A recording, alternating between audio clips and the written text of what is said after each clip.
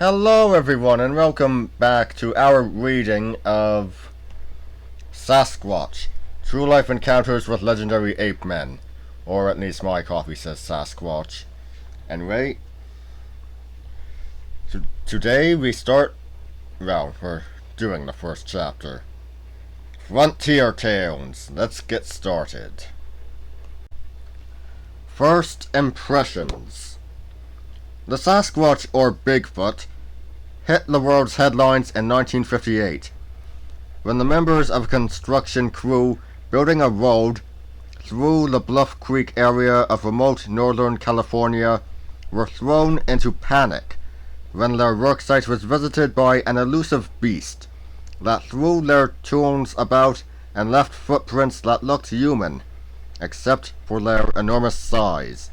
The local newspaper dubbed the unseen creature Bigfoot.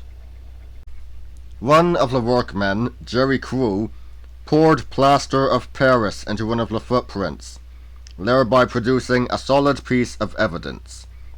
The photograph of that footprint cast, paired with the evocative name of Bigfoot, propelled the story out of the local media and onto the national and then the international stage. But the Jerry Crew encounter of 1958 was very far from being the first time that the Sasquatch or Bigfoot had been come across by humans. While some investigators were concentrating on the footprints around Bluff Creek and elsewhere, others were looking back into the past. They reasoned that if the mystery footprint maker was a real creature, it must have been encountered before. It had. The native peoples of North America are the source of the oldest stories about the Sasquatch. As might be expected, each tribe had its own name for this creature. The Iroquois called it the Wendigo, or Witico. The Micmac called it the Chenoo, and the Penobscot used the name Kiokri. European folklorists, the first people to come across these stories in any number, used the general term Wendigo.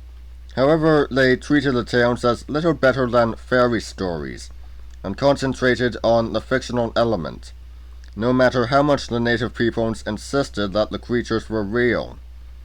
The problem with these early reports from a scientific point of view is that they are not only rather vague, but they also contain no details of time or place. They simply talk about the animals as they might talk about bear or elk. The creatures are described as being covered all over in fur, and looking like a very large human. It is said that they avoid humans and live in remote forested areas, where they are active mostly at night. Interestingly, the further away from forested mountains that researchers got, the more the stories they collected about this creature became detached from reality. While the tribes of British Columbia treated the Sasquatch as just another animal, albeit a rather special one that was akin to humans, the Ojibwe of the plains regarded it as a messenger from the gods. The appearance of a Sasquatch was seen as a bad omen, a sign that supernatural trouble was on the way.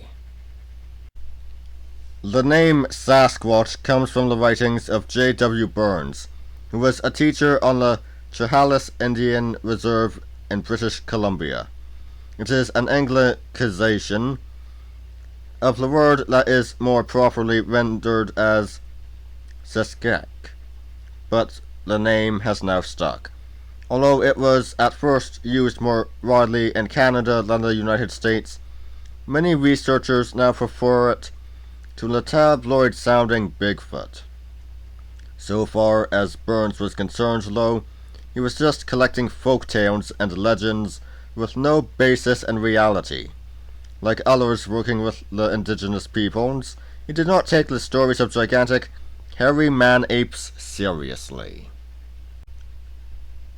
But J.W. Burns soon realized that the tribesmen considered the Sasquatch to be all too real. In May 1938, he was at a local festival when an official from the Canadian government touched on the subject. "Of course," the speaker said, "the Sasquatch are merely imaginary Indian monsters. No white man has ever seen them, and they do not exist." The speaker then found himself pushed out of the way by Chief Flying Eagle of the Huckamelum. "The white speaker is wrong," declared Flying Eagle. "Some white men have seen Sasquatch. Many Indians have seen them. Sasquatch are still all around here. I have spoken." Hairy ape men. Chief Flying Eagle was right. White men had been reporting sightings of the hairy ape man of the woods for some years. As far back as 1793, the Boston Gazette was reporting on a big, hairy, and unidentified creature called the Chickly-Cuddly, a term that seems to be an anglicization of a Cherokee word that translated as hairy man thing. Details of what the creature looked like or what it did are, however, lacking. The oldest known contemporary account of a Sasquatch sighting comes from the September 22, 1818 edition of the Watchman newspaper in New York State. This report states that a few days earlier, near Ellisburg, a gentleman of unquestionable veracity saw an animal resembling the wild man of the woods.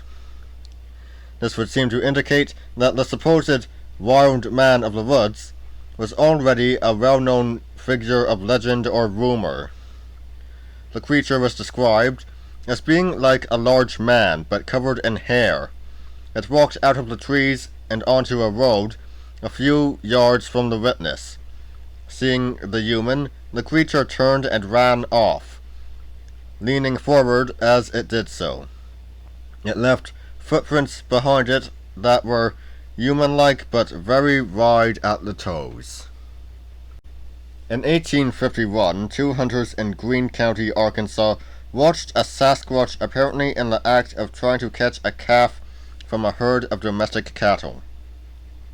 They described the creature as being an animal bearing the unmistakable likeness of humanity. He was of gigantic stature, the body being covered with hair and the head with long locks that fairly enveloped the neck and shoulders. As soon as the creature realized that humans were in the vicinity, it stopped chasing the cattle and instead stared at the hunters. It then turned and ran off at high speed, leaving behind human-like footprints that were 13 inches long. The newspaper that reported the incident speculated that the creature was a human survivor of an earthquake that had taken place in 1811. It was thought that he had taken to an animal-like existence in order to survive, and so had acquired animal-like hair and an appearance to go with it. This was a common theory in the 19th century. Mysterious intruder. In the 1860s, newspapers in Michigan reported that similar creatures had been seen several times around the Lake St. Clair region. A little later, in 1869, wild men were reported as having been seen in Iowa, while the Pennsylvania newspapers carried similar stories in 1874, followed by Indiana newspaper reports in 1895 and 1867. One of the most detailed and interesting of these mid-19th century reports came from a hunter working near Antioch, California in 1869. He had found a good site on which to pitch his camp, but soon noticed that while he was out hunting during the day, something had come into the area. The ashes of his fire had been scattered around, and there were footprints that looked like those of a man, except for their immense size. Curious, the man decided to hide in a patch of brush, which gave him a good view of his camp. After 2 hours, he was rewarded when a mysterious intruder arrived. The creature, whatever it was, stood 5 feet high and disproportionately broad and square at the shoulders, with arms of great length. The legs were very short and the body long. The head was small compared with the rest of the creature, and appeared to be set upon his shoulders without a neck. The whole was covered with dark brown and cinnamon-coloured hair, quite long on some parts, on the head standing in a shock and growing close down to the eyes. After looking around carefully, the creature kicked the embers of the campfire, and then it bent down and picked up a stick, which it rolled around its head, producing a circle of smoke. After the glowing end of the stick had gone out, the beast threw its head back and wrestled, after which it picked up a second stick and again swung it around. After about 15 minutes, the creature was joined by another, a female unmistakably, when both turned and walked past me, within 20 yards of where I sat, and disappeared into the brush. Given the date of the encounter, the writer's reference to the second creature being unmistakably female would probably mean that it had breasts.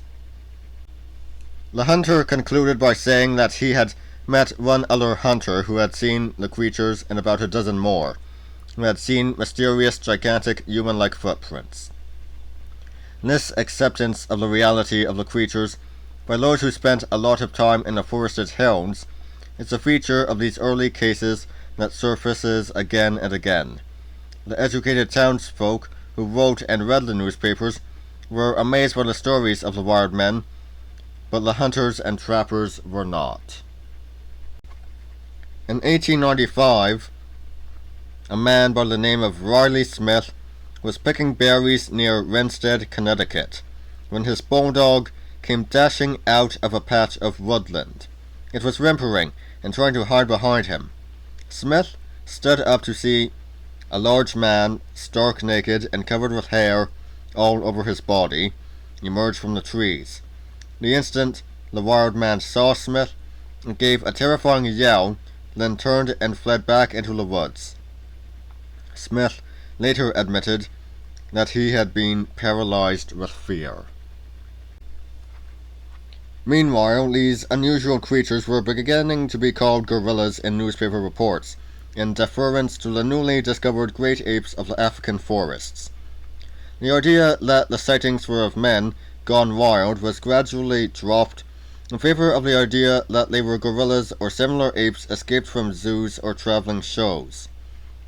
As a newspaper reported from Arkansas, if this meets the eye of any showman who has lost one of his collection of beasts, you may know where to find it. At present it is the terror of all women and children in the valley. It cannot be caught, and nobody is willing to shoot it.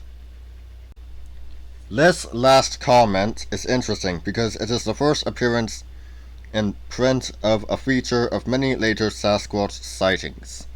Several hunters have had a Sasquatch square in the sights of their rifle, only to find themselves unwilling to shoot. There is something about the Sasquatch that seems to be so human that it would make killing one something like murder. Others have been less squeamish and have blasted away at a Sasquatch without compunction, but, at least to date, without much effect. Unruly visitor. In 1904, an Oregon newspaper reported an attack on a miner's log cabin by a gorilla. William Ward and his friend Burleson were sitting by the stove in their cabin when they heard something big and heavy walking around outside. The thing sounded as if it was walking on 2 feet like a man, not on all fours. After some minutes, the thing grabbed hold of one corner of the cabin and gave it a vigorous shake. Ward ran to the door with his rifle, but by then the beast was walking off into the darkness. He shot once, but missed. A few nights later, the creature was back, and this time it tried to break down the door. Again, Ward opened the door as the creature was moving off, and again he opened fire. This time, a rock weighing over 4 pounds came hurtling out of the darkness, but it missed him, just as he had missed the creature. The newspaper report subsequently concluded many of the miners in this district avow that the wild man is a reality. They have seen him, and know whereof they speak. They say he is something after the fashion of a gorilla, and unlike anything else that has ever been known. And not only that, but he can throw rocks with wonderful force and accuracy. He is about 7 feet high, has broad hands and feet, and his body is covered by a prolific growth of hair. In short, he looks like the very devil. The Battle of Ape Canyon. Then, in 1924, the Oregonian newspaper from Portland carried a story that was unlike the others. The report began by mentioning the mountain gorillas. They had been leaving gigantic footprints around the Mount St. Helens area for some years, and noted that Indians had been told of the mountain devils for 60 years. It then detailed the occasions on which 5 gold prospectors had been attacked by these gorillas, panning for gold around the Lewis River, close to Mount St. Helens. Amazingly, one of these prospectors, Fred Beck, was still alive when the Bigfoot stories of 1958 hit the headlines. When he was tracked down and interviewed, he supplied extra details that were not included in the 1924 newspaper report. Beck and his colleagues, Marion Smith, Roy Smith, Gabe Lefevre, and John Peterson, had been working their claim for over 2 years by the time of the encounter. They had come across several footprints about 14 inches long in that time, but after the initial excitement that they had caused, the men ignored them. Then, in July 1924, they began to hear a noise as if somebody was banging loudly on a hollow wooden trunk. After that, they heard a loud whistling call come from a wooded ridge that overlooked their camp. After a week of this, the men habitually carried their rifles with them when collecting firewood or water. One day, Marion Smith and Beck were fetching water when they saw one of the mountain gorillas. It was about 100 yards away. It stood about 7 feet tall on its hind legs, and it was watching the 2 men from behind a pine tree. Smith fired 3 shots, but only hit the tree, so the creature ran off uninjured. When it reappeared from the trees, now about 200 yards away, Beck fired, but he missed. They ran back to the cabin to consult with the others. Faced by gigantic, man-like creatures, the prospectors decided to flee. However, it was getting late in the day, so they decided to stay the night rather than risk being caught in the woods in the dark with the mountain gorillas. Midnight attack. At midnight, the men were rudely awoken by a terrific thump as something hit the cabin wall. The sound of heavy footfalls came from outside the cabin, and Smith peered out through a chink between the logs to see 3 of the huge creatures. It also sounded as if there were others nearby. The creatures then picked up large rocks with which they began to pound at the walls, which prompted the men to grab their guns and prepare to face the beasts if they should break in. At least 2 of the apes got onto the roof and began jumping up and down. Another began pounding on the door, which Beck braced shut with a wooden pole. After several terrifying minutes, the assault ended and the creatures slipped away into the darkness. But less than an hour later, they were back. Again they attacked the cabin, trying to break in, and again they retreated, only to return with redoubled fury to the assault. Finally, as dawn broke, the creatures left. When the beings did not return for some time, the terrified miners gingerly opened the door and peered outside. All was quiet. They packed up and set off with as much as they should carry, leaving behind over $200 worth of equipment, no small loss in the days when the dollar was worth far more than it is today. As they set off down the trail toward civilization, the men saw one of the creatures emerge from the trees just 80 yards away. Beck whipped out his rifle and fired, and this time he did not miss. The creature folded up and then collapsed, falling over the edge of a canyon. It dropped 400 feet to the rocks below. It was the last that the men saw of the creatures. When they got to Spirit Lake, they reported their experience to the local rangers. The story soon got out, and a team of armed reporters hurried up into the hills to find the cabin. Although some days had passed, the signs of the assault were still to be seen, and the cabin was surrounded by gigantic footprints, some of which were ominously fresh. The reporters, like the miners, got out quickly. The place where this amazing confrontation took place was dubbed Ape Canyon by the press, and it is still known by that name to this day. In his old age, Beck speculated that the monsters that he had encountered were some sort of guardian spirits of the wilderness region, rather than being flesh and blood creatures. He said that they had come from another dimension and were supernatural beings. None of this was evident in the original 1924 report. Ostman's encounter.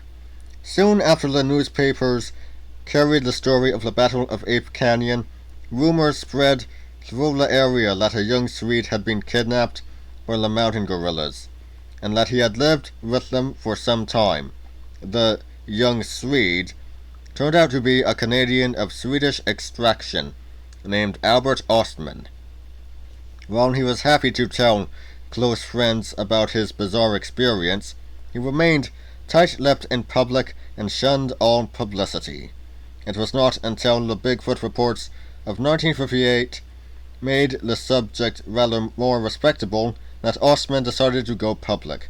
He had, he said, been afraid of public ridicule until then. Even so, Ostman has never been one to court publicity.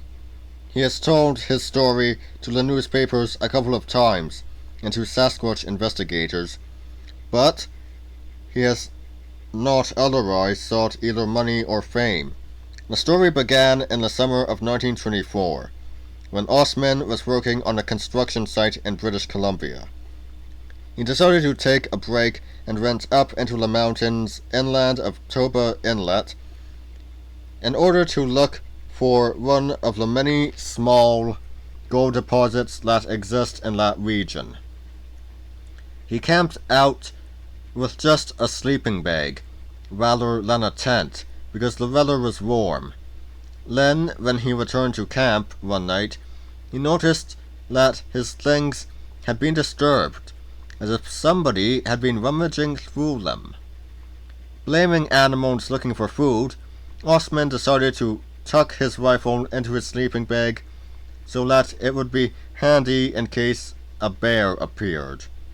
He promised himself that he would secure the food before leaving camp next day, but he never got the chance. At some point, he was woken up by being pushed roughly down into his sleeping bag, which was then picked up and thrown over something. Ostman's first thought was that he had been thrown over a horse by bandits of some kind. Then he realized that the movement of the thing carrying him was not like that of a horse, but more like a man's.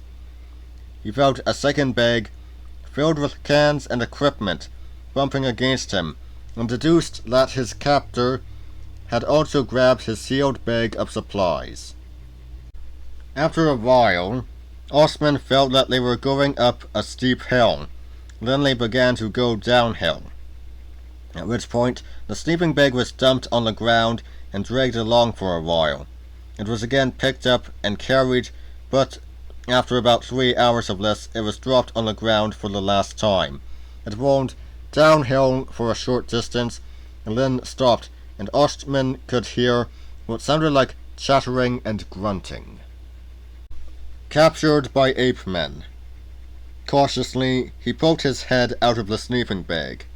At first, he could see little because it was dark, but as the dawn came up, he could gradually distinguish 4 huge figures. They proved to be massively muscled, hairy, ape-like men. There was a large male who was clearly the leader, an equally large female, and 2 smaller figures, 1 male and 1 female. Ostman guessed that he was seeing the mountain ape men that the local Indians had told him about, and that he had been captured by a family group. Recovering from his shock, Ostman reasoned that the creature who had brought him here must have had plenty of opportunity to kill him if it had wanted to do so. Looking around, he saw that they were in a small area of about 7 acres, which was surrounded by sheer rocks, which had only one visible opening. The older male sat there as if keeping watch. Realizing that he was being left alone, Ostman set out to explore the area. He found a source of water, emptied his sack of stores, and set up camp, all the time watching for a way out. The younger creatures had at first seemed frightened of him, but by the end of the first day, they seemed more accepting. Ostman rolled an empty snuff box towards the young male, who picked up the shiny object with interest. When he found out how to open and close the box, the young male delightedly took it to the young female and showed her. Then he went to the older male and sat chattering to him for some time. Apart from being offered some roots and leaves to eat, Ostman was ignored, but when he tried to leave, the older male blocked his ray and glared at him. He considered shooting his ray out, but he had only 6 bullets, and did not think that this would be enough to kill 4 such massive animals. For several days, Ostman camped out with his kidnappers, which gave him plenty of time to study them and their behavior. The 2 larger creatures were over 7 feet tall, the younger ones around 6 feet. All of them were massively built, with huge barrel chests of up to 55 inches and waists of 40 inches. Ostman guessed their weight at over 600 pounds. Their heads were flat-faced like those of humans, but were small in relation to their bodies, and they met the body without a noticeable neck. They had low foreheads, which sloped up to a peak at the rear, although some of this was made up of stiff hair, rather than bone and muscle. Their teeth were big and strong, and although the older male had enlarged incisors, they were not big enough to be called tusks. Heavily muscled arms, longer in proportion than a human's, ended in hands that were very large, with short and stubby fingers that had fingernails like chisels. Their feet were massive in size, and the soles were heavily padded, like the pads on a dog's feet. But otherwise, they were like those of a human. The younger female had smaller breasts than the older female, so Ostman guessed that she and the younger male were juveniles that had not yet fully matured. The creatures were active both by day and by night. They slept on what Ostman called blankets, sheets of woven bark and moss. Each day, 1 or 2 of the creatures left to search for food, bringing back grass, roots, and leaves. Ostman did not see them eat meat of any kind. When they were not out looking for food, the 2 older creatures rested. The younger ones, by contrast, would play games and lark about. The male had a game in which he would hold his feet in his hands and then bounce along on his backside as if seeing how far he could get without touching the ground with any of his limbs. When they sat down or stood up, they came down from the upright to squatting in a single movement without using their arms to support themselves at all. After several days of this, Ostman got a small fire going and brewed himself up some coffee. The smell attracted the two males, who came and sat down about 10 feet from him.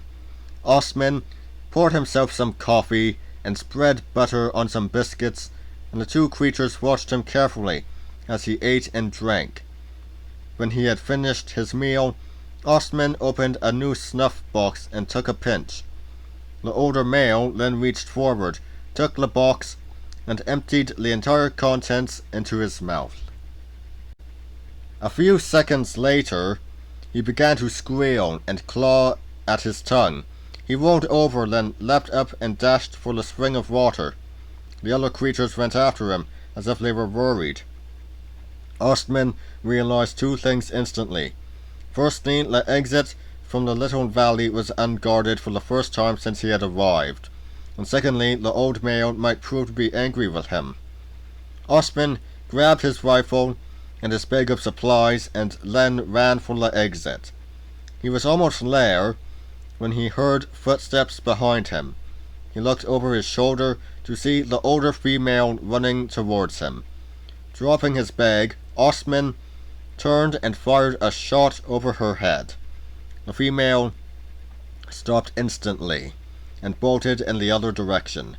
Grabbing his bag again, Ostman ran out of the valley and continued for over a mile before he paused. He then scrambled up a slope so that he could look back towards his captors. There was no sign of pursuit, but even so he decided to take no chances. He walked all day, stopping only to shoot and cook a grouse before moving on.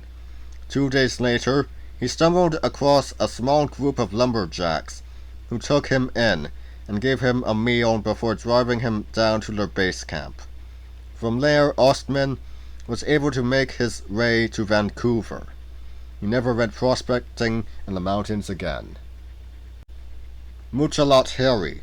At 3 a.m. one autumn morning in 1928, a fur trapper from the Nootka tribe called Muchalat Harry came paddling back to his home on Vancouver Island in his canoe. Dressed only in his underwear and suffering from exposure, he was clearly terrified. Because he was babbling, the family sent for the local missionary, Father Anthony. It was Father Anthony who recorded the story and so preserved it for later generations. Muchalat left his home and headed for the Kanuma River at the head of the Tulupana Inlet, where he intended to spend several weeks trapping fur. He paddled some way upriver, then cached his canoe and walked 12 miles inland to what he thought was a promising fur area. After pitching camp, he set his trapline and settled down to business. All seemed set for a routine trip. One night, he was jerked awake by being roughly picked up. Wrapped in his blankets, but otherwise clad only in underwear, he was thrown over the shoulder of a big, hairy, man-like creature. Muchalat had heard stories about the Sasquatch since his childhood, so unlike Ostman, he immediately guessed what was happening. He struggled, but the creature held him firmly. Muchalat estimated that he had been carried for about 3 miles before being dumped on the ground beside a steep hill with a rock overhang. Collecting himself, he looked about and was alarmed to see himself surrounded by about 20 Sasquatch. The bigger males were pushing the females and the young back from him, as if to keep them safe. His alarm turned to terror when he saw a pile of bones lying on the ground because they showed obvious signs of having been gnawed. Mucilot was convinced that he had been brought in as prey and would soon be killed and eaten. He backed nervously against a rock, while first one, then another male Sasquatch came up to him. The Sasquatch seemed fascinated by his underwear, which they plucked at repeatedly. Mucilot guessed that they thought it was some kind of loose second skin. After a while, the males lost interest and allowed the females and the young to get closer to the terrified Mucilot. When it was fully light, the majority of the adults left, presumably to search for food, and Mucilot was left with the young and a couple of adult females. An hour or so after noon, the two females lay down to rest, so he fled. He ran downhill, hoping to find a river, which he did. After running downstream for about 15 miles, as fast as his legs could carry him, he found his canoe and then leapt in and started paddling. There was no sign of pursuit, but Mucilot did not care. He just wanted to get home. Mucilot Harry was confined to bed by Father Anthony, and it was 3 weeks before the missionary would let him leave his home. It was during this time that Mucilot Harry told Father Anthony about his experiences. It was decided that Mucilot should keep quiet about the bizarre events, although he discussed it with his friends, and Father Anthony wrote it all down. Mucilot Harry never went back to the Kanuma River to collect his rifle, equipment, and furs, nor did he ever go alone into the forests again. The Ruby Creek Incident. Another early incident that was recorded at the time, but which remained largely unknown until after 1958, was the so-called Ruby Creek Incident. Again, the witnesses chose to remain silent in public for fear of ridicule. It was only when Bigfoot became widely known that the witnesses were willing to be quoted in the press. The incident took place in the summer of 1941, just outside the settlement of Ruby Creek near Agassiz in British Columbia, and it involved the Chapmans, a local family living in a small shack. Mrs. Jenny Chapman and her 3 children tended crops of vegetables and fruit around the house while George Chapman worked on the railways. He was often away for several days on end, so he was absent during the episode. It was about 3 in the afternoon when the oldest boy, aged 9, came back to the house saying that he had seen a cow-like animal coming down the forested hill near the cabin. He seemed rather worried, so Mrs. Chapman went to investigate. She saw the head and shoulders of what she took to be a bear moving through the undergrowth, though it seemed to be very large, and it was behaving oddly. She called the 2 other children, aged 7 and 5, who came trotting in from the fields. Then the creature stepped out of the underbrush, and Mrs. Chapman saw at once that it was no bear. In fact, it looked like a gigantic man, covered all over in dense hair of a brownish ochre color. Judging by a fence post that it was standing close to, the creature was about 7 feet 6 inches tall. Its shoulders were broad and its chest was massive, although its head was small in comparison with its huge body, and there did not seem to be a neck. The creature's arms were longer than those of a human, reaching almost to the knees. Its face and the palms of its hands were bare of hair and colored very dark brown or almost black. The creature looked about, and then seemed to see Mrs. Chapman and her eldest son. It threw its head back and emitted a cry that sounded like a gurgle, that became a loud whistle. After that, it began striding purposefully across the field towards the house. It showed no fear of humans, and no hesitation about approaching a house. Now seriously alarmed, Mrs. Chapman sent her eldest boy into the house to grab a blanket. She then held the blanket out in front of her and shepherded the 2 younger children under it, so that the creature would not be able to see them. She later said that she had done this because she thought the creature had seen the younger children go into the house. If it did not see them leave, it might go into the house to look for them, rather than follow the family downstream, thus giving Mrs. Chapman and her children a vital few minutes head start.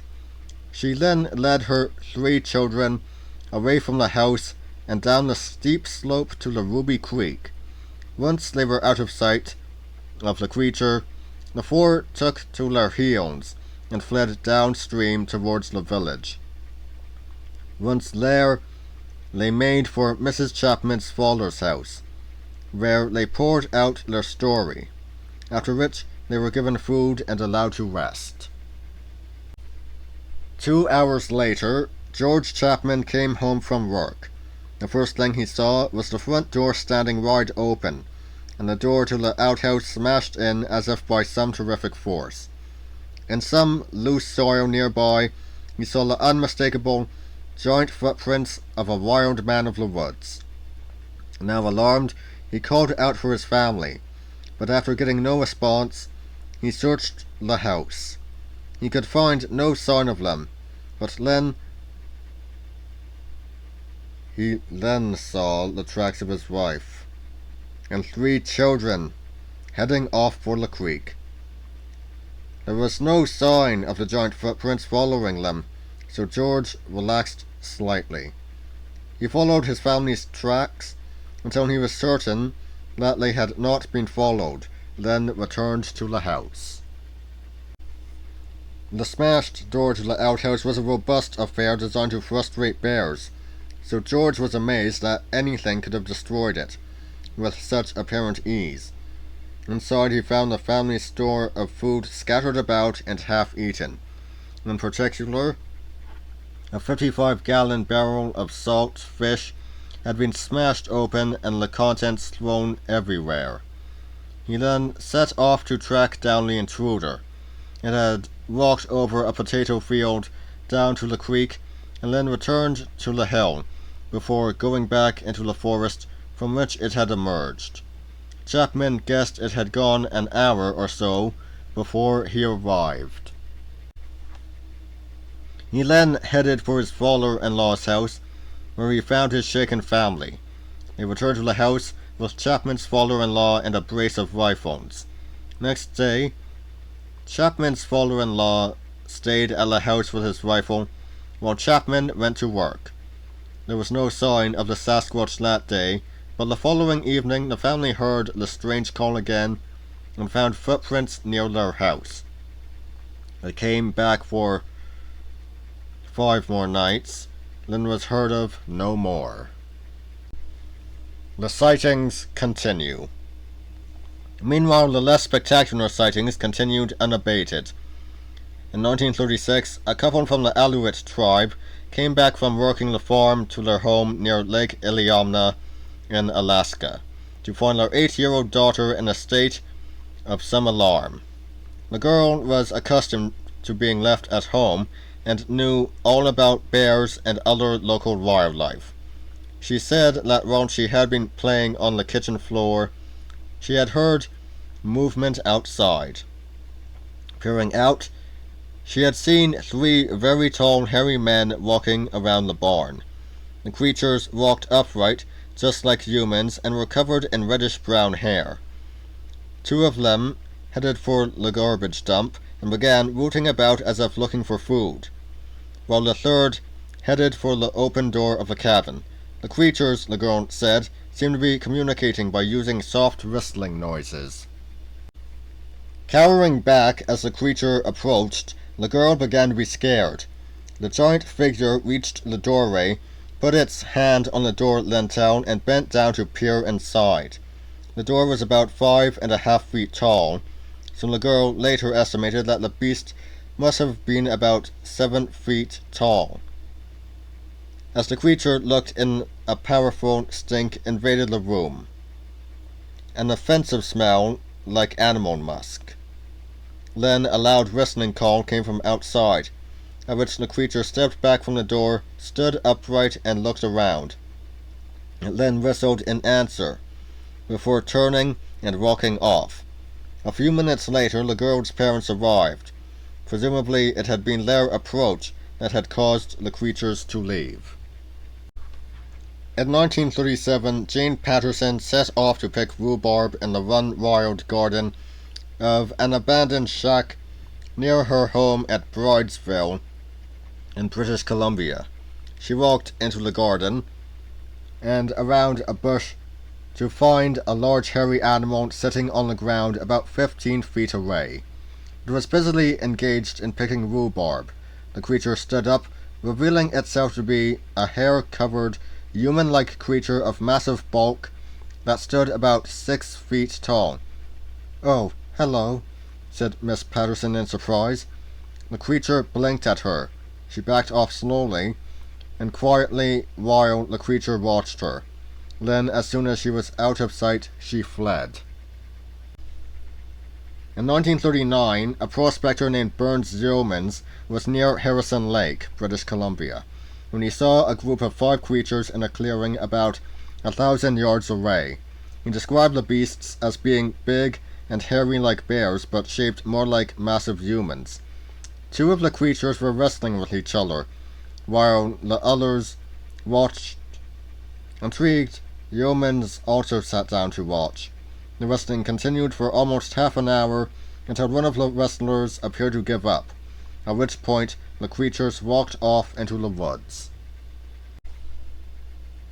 2 years later, Clayton Mack of the Bella Coola tribe of British Columbia was in a boat heading up the coast toward Krotna to do some fishing. He saw what he thought was a bear standing on its hind legs on the beach.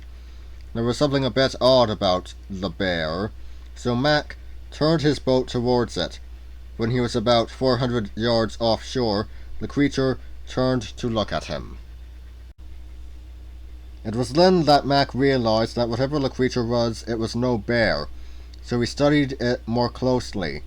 It was about 8 feet tall, and it had broad shoulders and a smallish head with no obvious neck. The creature then turned and strode off on 2 legs toward the trees that came down close to the water's edge. As it reached the tree line, the creature turned again, twisting its head round to gaze briefly at Mack. Then it entered the trees and vanished from sight. William Roe's account. The sighting by William Roe in 1955 remains a classic for many reasons. Not only was Roe an unimpeachable witness who was widely known to be trustworthy and reliable, but his report included a wealth of detail that is rarely found. Most people who encounter a Sasquatch are so surprised when a sudden confrontation that they fail to note details. Not so Roe. At the time of his encounter with a Sasquatch, Roe was a middle-aged man living in Alberta, Canada. He had been born in the backwoods of Michigan and had been familiar with North American wildlife from birth. After he married, he spent some years in Canada working as a trapper and hunter, and it was this that brought him to the area around Tete-Jean-Cache, Alberta, in October 1955. About a year earlier, he had shot a magnificent black bear on nearby Mika Mountain, but this particular trip was more by way of a reconnaissance. He carried his hunting rifle with him, but he was not really looking for a kill. Roe was alone and on foot as he approached an old abandoned mine that he knew about. By his own account, he had decided to have a poke around the workings, just to pass the time of day. It was about 3 p.m. He was just stepping out into the clearing when he saw what he took to be a grizzly bear amongst the bushes on the far side. With the practiced ease of a hunter, Roe silently stepped back into cover and squatted down to watch. At first, he could see only the top of the creature's head, then a furry shoulder as it moved about in the bushes. When the creature emerged into the clearing and stood up it was immediately obvious that it was not a bear. Rowe, at first, took it to be a huge man in a fur coat. Then he thought that perhaps it was an actor dressed up as a gorilla for a movie, though he had not heard of any movie company at work in the area. But as the creature ambled gently across the clearing towards him, Rowe dismissed this idea because it was bigger than any man he had ever seen, and it moved in a peculiar way. The creature got to within 20 feet of Rowe before it stopped, and then squatted down on its haunches and began to eat leaves off a bush. After a minute or two, the beast seemed to suddenly catch Rowe's scent, and looked around, then fixed its eyes on his before shuffling back 4 steps and then standing up. It walked off rapidly, glancing back over its shoulder at the bush where Rowe sat hidden. He raised his rifle to shoot what he now realized would be a very valuable specimen, but as the creature looked back at him, he saw a spark of humanity in its eyes. He suddenly felt that killing this creature would be more like murder, so he let it go. The creature stopped on the far side of the clearing. It tipped its head back, let rip with a call that was half laugh and half howl, and then vanished into the woods.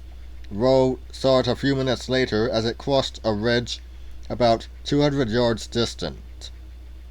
The creature again emitted its odd call and then was gone for good. According to Rowe's written account, the Sasquatch had stood round over 6 feet tall and had shoulders about 3 feet across.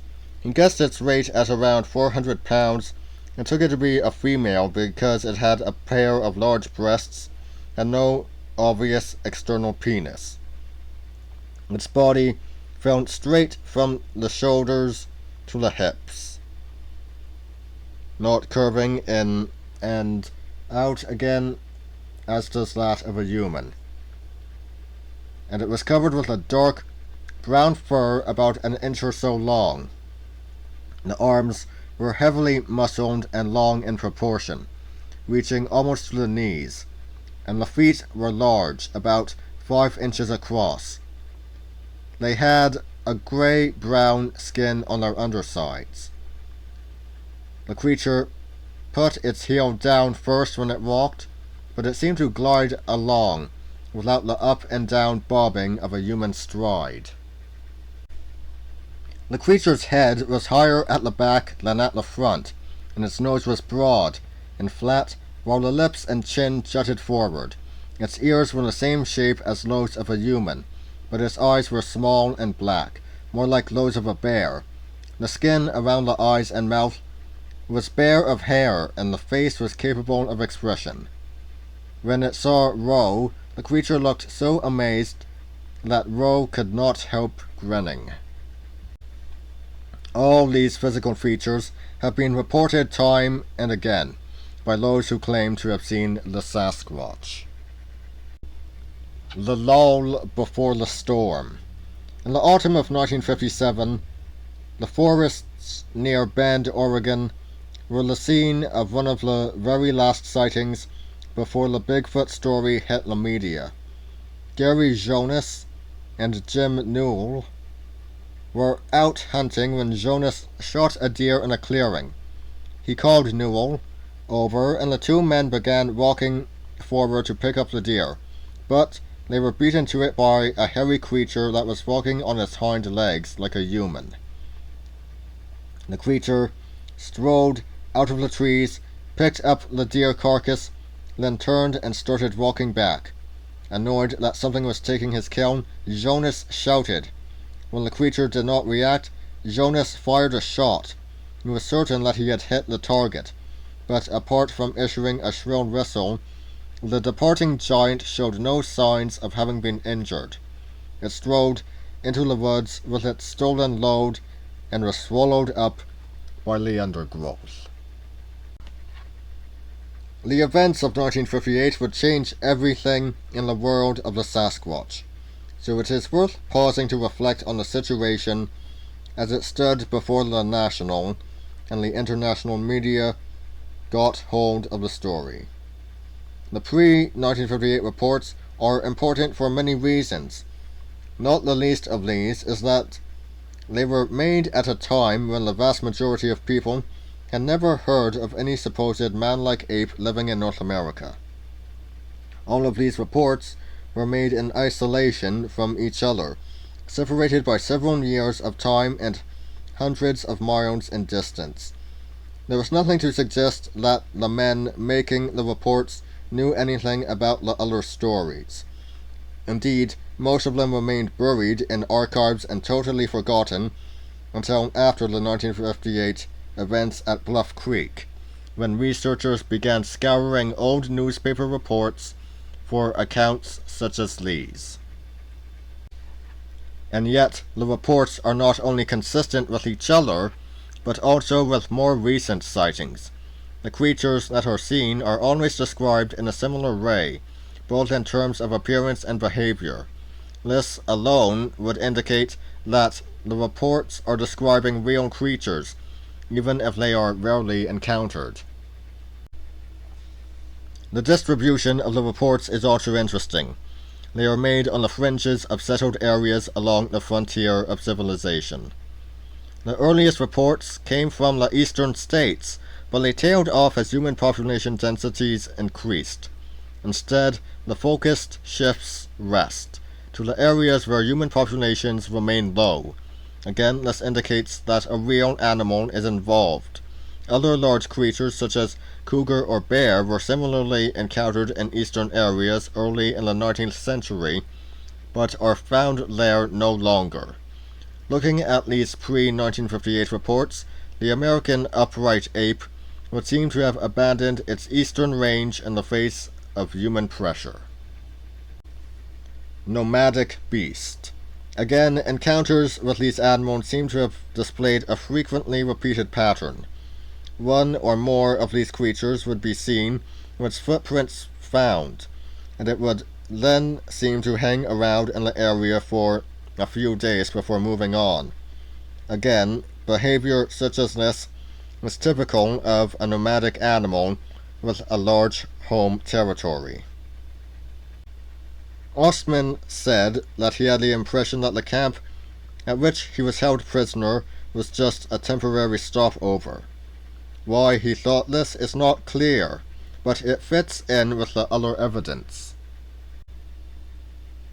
But although the creature was unknown to science and unheard of in built-up areas, it was known about and accepted in more remote regions. Miners, trappers, and indigenous peoples were well aware of the wild man or mountain gorilla. They knew it existed and that it was rarely encountered. Such knowledge was kept within a fairly tight circle of locals. In 1958, that circle was about to be broken with dramatic results. And that is Chapter 1. Very fascinating, isn't it? Wish I could say a bit more, but my voice is, yeah. Anyway, that's all for today. I'll see you all next time. See ya!